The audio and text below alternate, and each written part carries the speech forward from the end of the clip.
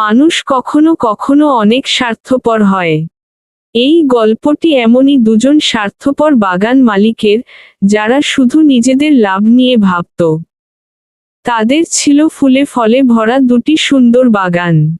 কিন্তু তারা গরিব বা মিসকিনদের কথা ভাবত না।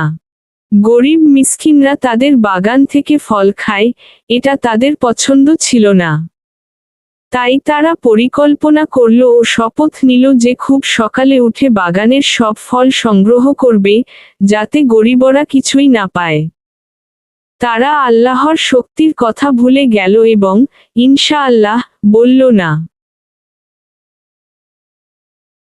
তারা যখন গরিবদের বঞ্চিত করার চিন্তা নিয়ে রাতে ঘুমাচ্ছিল, তখন আল্লাহর পক্ষ থেকে বাগানের উপর এক ঘূর্ণিঝড় বয়ে গেল। সেই ঝড়ে বাগানটি সম্পূর্ণ তছনছ হয়ে গেল, সবকিছু খড়কুটোর মতো দুমড়ে মুচড়ে গেল।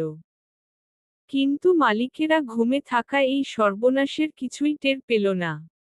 সকালে উঠে তারা গরিবদের ফাঁকি দেওয়ার আনন্দে হাসতে হাসতে, ফিসফিস করে কথা বলতে বলতে বাগানের দিকে গেল।